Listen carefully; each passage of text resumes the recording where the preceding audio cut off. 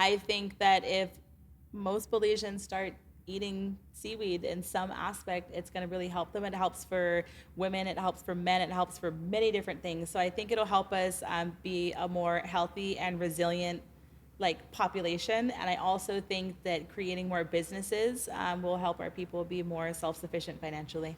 That is a very powerful vision. You I gotta love that. I'm trying here. love I'm that. trying here. I'm trying.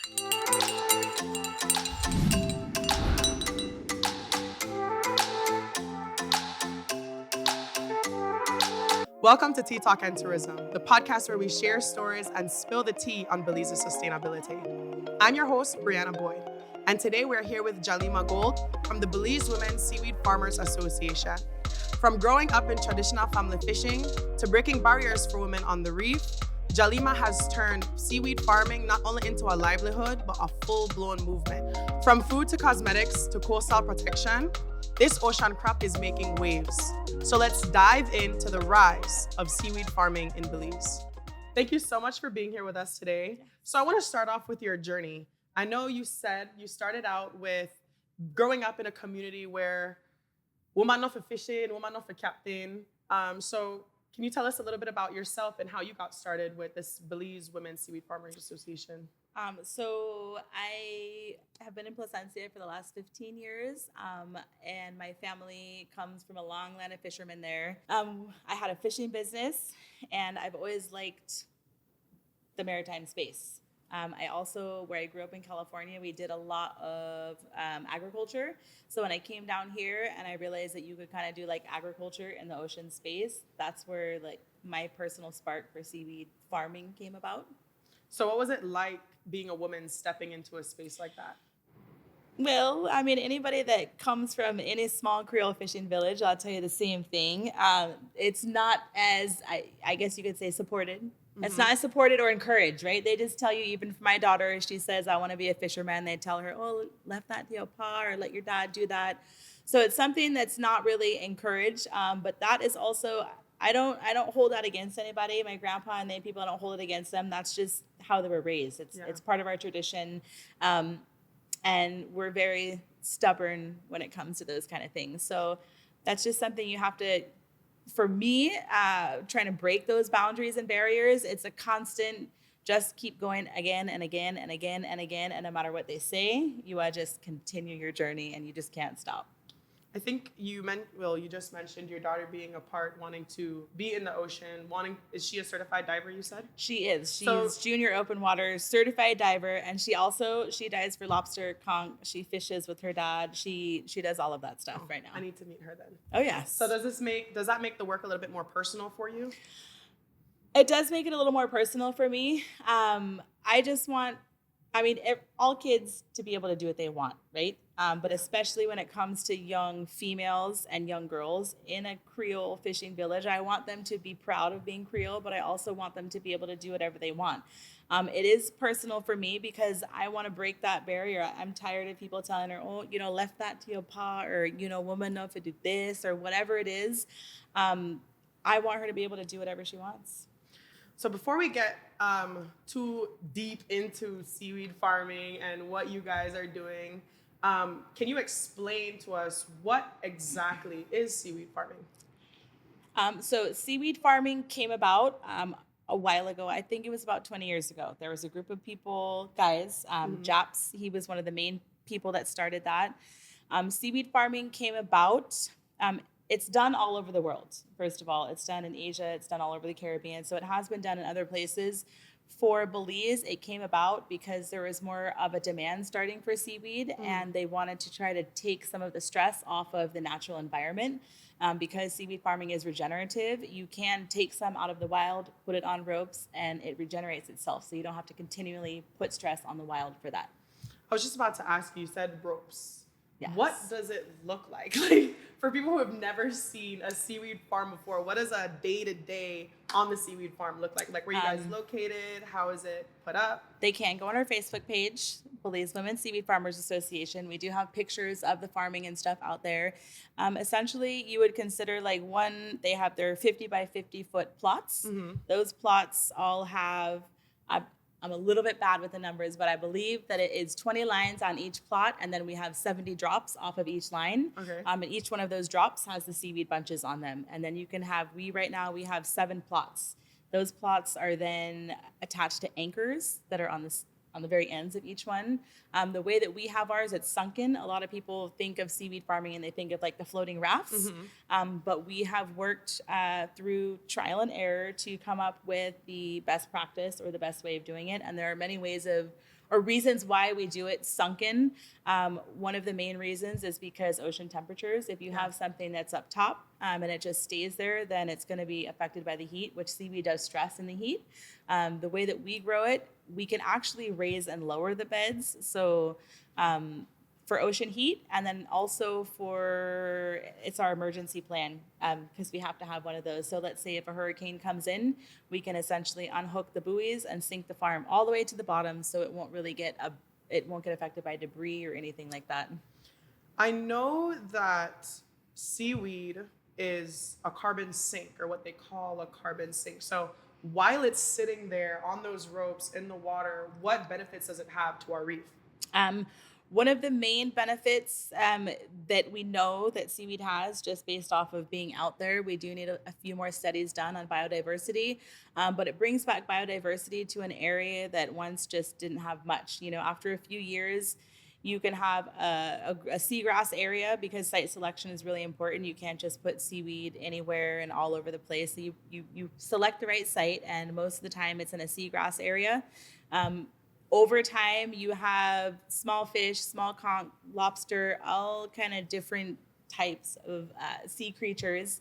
We have a family of squid that lives in our little area in our farm. So cool. Right, we have the squid. Now we have conch. We have rays. We have all different types of biodiversity, and so it really does bring back biodiversity in an area that doesn't have. It also creates nurseries for fish. So, this is a little bit of a side note, but we do have a lot of mangroves that are getting cut down, and we know that our mangroves are the main nurseries that feed into our reef out there. And so with a lot of the mangrove deforestation, we're losing a lot of nurseries and places for our baby fish that then go out to the main reef. And so it also creates an area for those, like a nursery. We find little tiny baby lobster, conch, and every type of little tiny fish in between. So it kind of creates that area for them too. That makes me so happy. That actually sounds cool. It's almost like farming, but also doing your part in restoring the reef. Yes, that is what we're trying to do, right? It's considered regenerative farming, right? So you're not continuously taking something from our environment. Belize is naturally an extractive economy, and extractive this. So something like seaweed farming is regenerative. You don't have to continuously take. You can take it. It's a carbon sink, so it oxygenates the waters. It's kind of like a forest underwater. Mm-hmm. But it is really cool, the aspect of the biodiversity and the baby fish. I would want to go and just put a camera right there and just see all the movement that happens. Do you guys do that by chance? No? We don't do that. I think that we will jump into the seaweed farm tour, which you can get a chance to see that.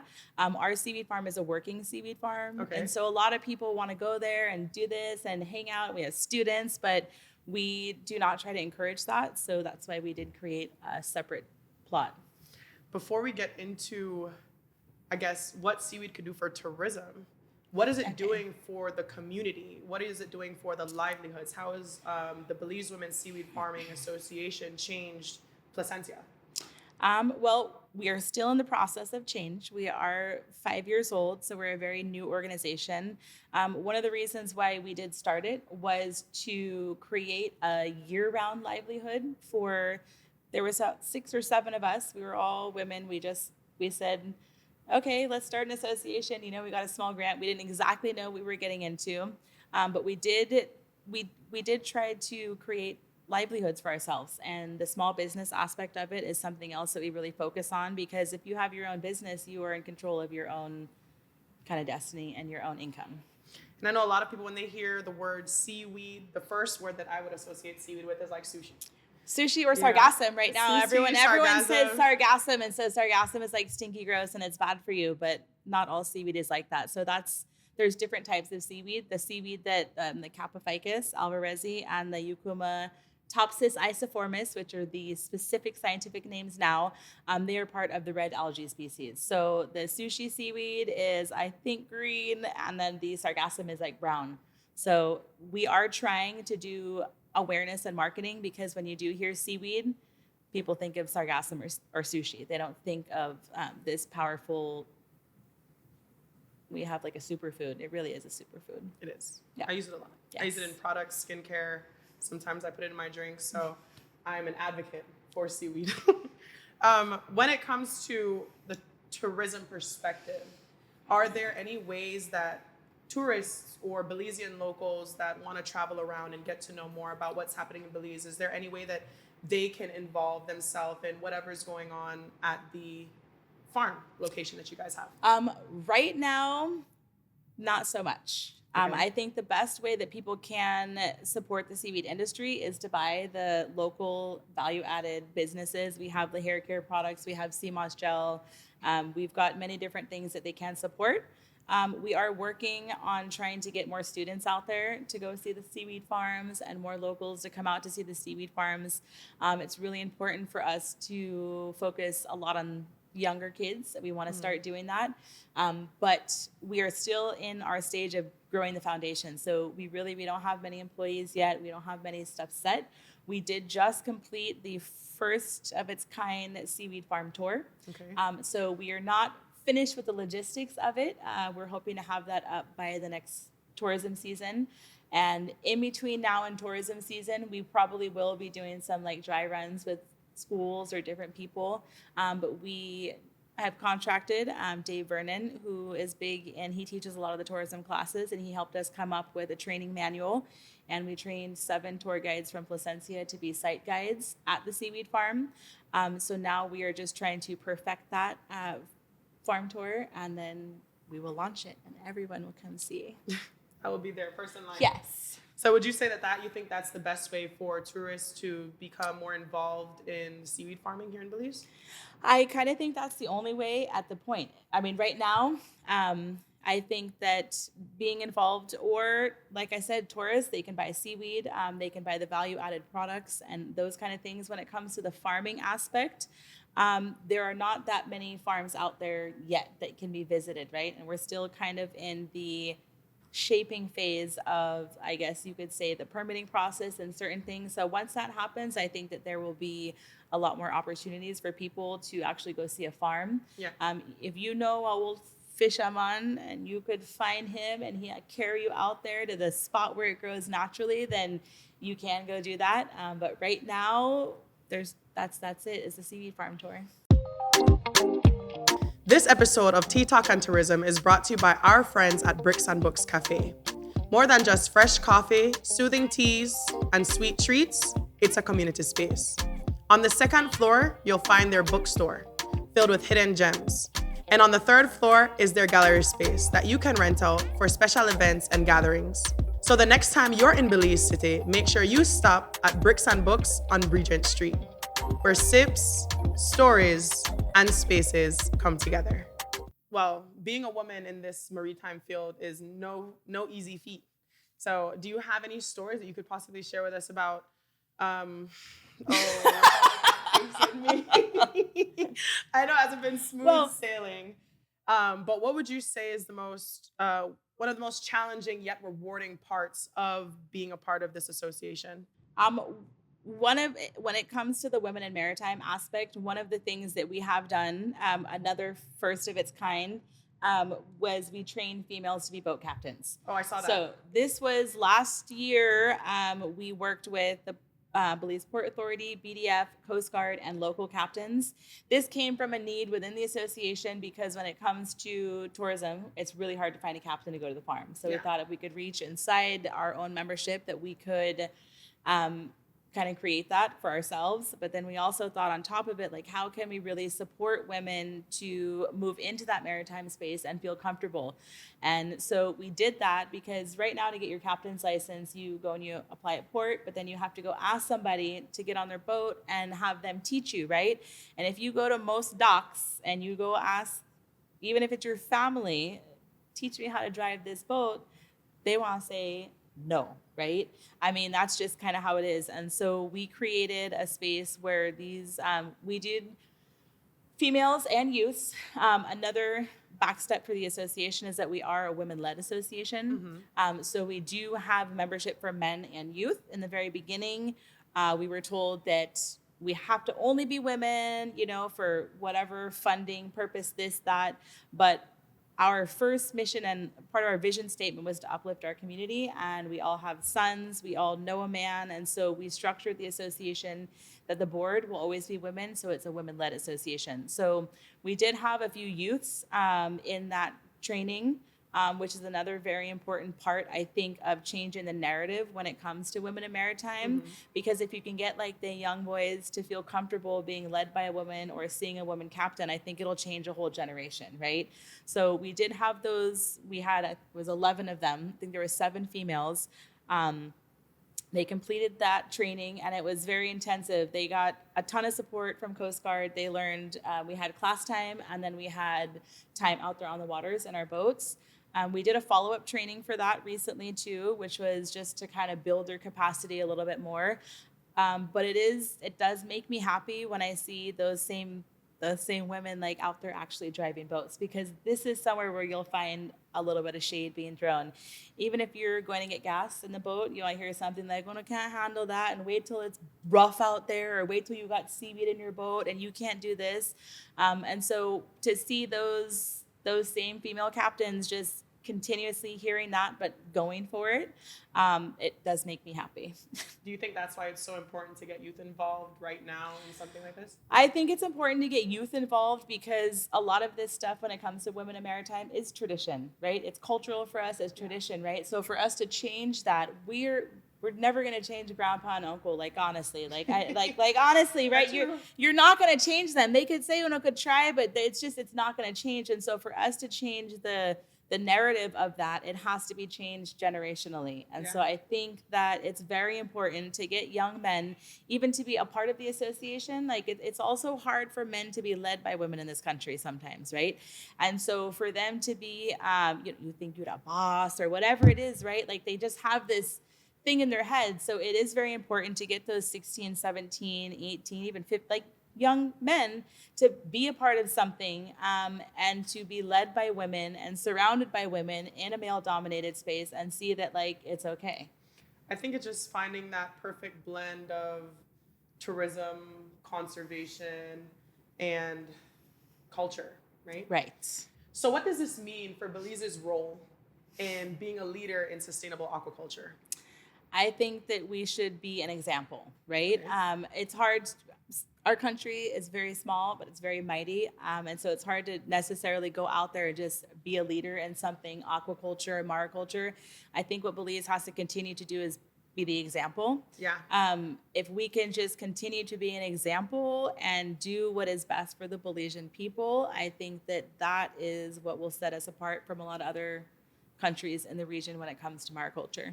What do you think would be a good stepping stone in being an example? An example, I mean, for the association, what we are trying to do is create an equitable mariculture, I guess, roadmap, right? That can be copied, stamped, and brought to other small Caribbean countries. Right now, I don't think it's really possible for us to really throw too much out there on the international market. I think it's really important for us to work with our CARICOM partners and kind of do that. The way that we're trying to do that is to push more for value adding. At the association, we are not really pushing for exportation of raw materials. If we as a country can really push for value adding at least one time within our country before it's exported, we will keep the economy circling in our country. Before a lot of other places, they export seaweed. St. Lucia, they export, I would say, I don't even know, it's like over 20,000 pounds maybe a month, right? But there's not many people that then goes somewhere else, to another country, to another person, and somebody else makes a business out of it. So I think what can set Belize aside and what can really help the Belizean people is if we focus more on value adding and creating businesses out of it in our country, and not continue along the lines of like an extractive economy. We can show that this can be something that is for Belize and that really benefits Belizean people. So maybe we can talk a little bit about the businesses that support the Belize Women's Seaweed Farmers Association. That is a mouthful. It's BWSFA, right? So you can say it for short, the Belize Women. I tell you, in the very beginning, we didn't really know what we were doing. We knew that we had to have women in there. We did sue Belize, right? And so we didn't do Placencia for a reason, because we always had the idea in the very beginning to be national. Like we knew that we were from Placencia and homegrown, but we always had the idea that we would be all over Belize. And we do. We have 38 members now, and they're all over the country. You don't have to be into farming. You can be, even if it's just talking about the work that we do, if it's that you want to have a small value added business, if it's that you're interested in the processing side of it, policy, like we were talking about. There's many different aspects of the mariculture industry. So a lot of people also feel like you have to be a farmer or you have to be out in the ocean to be involved. But you can do many different things pertaining to that. With all of these new innovations when it comes to seaweed and hair care products, skin care products, smoothies, supplements, all of the things, how do you see that changing Belize in the next 5 to 10 years? I think that it's going to make our people healthier.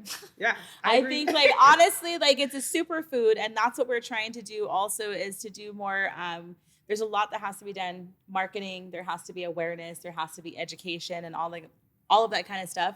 I think that if most Belizeans start eating seaweed in some aspect, it's going to really help them. It helps for women, it helps for men, it helps for many different things. So I think it'll help us be a more healthy and resilient population. And I also think that creating more businesses will help our people be more self-sufficient financially.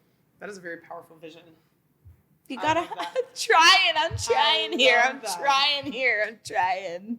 Thank you so much, Jalima, for being here with me today. It was very much a pleasure hearing all about the ropes that you guys are tying the seaweed to, the youth that are being involved or that you want to be involved, and trying to change the narrative from woman not supposed to be in space to Right. Right. That's it. Yes, I love that. Yes. So thank you so much. Like, it was very inspiring. Like, your journey of resilience is almost like empowering for me. It's that. I'm very grateful that you were here. I'm very grateful that you were sitting across from me, sharing your story. Before we close out, is there anything that you want to leave the audience with to know more about how they could be a part of the Belize Women's Seaweed Farmers Association? Yes. So right now we have our Facebook page up, and we are redoing our website. Soon our website will be brand new and fresh and clean. But if you have any questions or you want to know more about where to get seaweed that we have, we sell seaweed. We have merchandise. We have our shirts that we're trying to promote there to put back nutrients. You can get seaweed. You can get information on how to become a member. And that's all on our Facebook page. So that brings us to shore on today's deep dive into seaweed farming, showing how one plant can make a difference for people and the planet. A big thank you to Miss Jalima Gold from the Belize Women's Seaweed Farmers Association. Next time, we're headed to the reef with Miss Monique Vernon from Fragments of Hope to hear how coral replanting is bringing life back to Belize's barrier reef. Until then, stay curious, stay sustainable, and let your thoughts grow a little longer.